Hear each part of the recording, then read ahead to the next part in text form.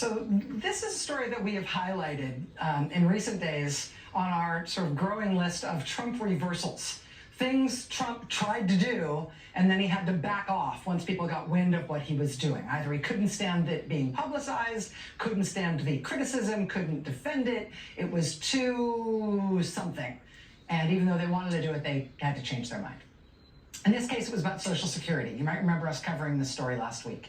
They wanted to cut the phone line that you call if you need help or you have questions about your Social Security.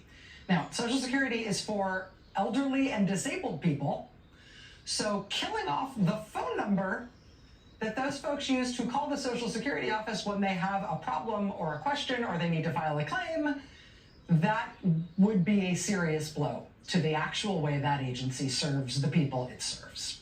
So the Washington Post published that story that they're going to cut the Social Security phone line. Hours later, they reversed the plan. They scrapped the plan. Oh, geez, that was a terrible headline. People really didn't like the sound of that. Okay, we won't do that anymore. So we covered that reversal last week here on the show. Apparently, they're not done messing with Social Security in this part of it, though. Because today, the newsletter Popular Information first, and then Axios, and then the Washington Post, all these outlets ultimately obtained a memo that is outlining their new plan to cut off the Social Security phone service a different way. This came out the day after that reversal, right? They floated this plan, or the Washington Post found out about this plan to cut off the phone service. It got publicized. People freaked out. They reversed the plan. The next day, they come up with this other way to cut the phone service.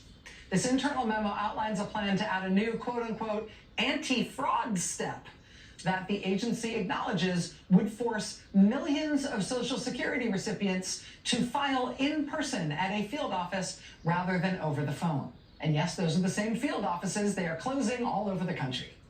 The internal memo about this change estimates that this one change would send 75,000 to 85,000 people a week to Social Security's already understaffed, backlogged in-person field offices, many of which they are closing, right?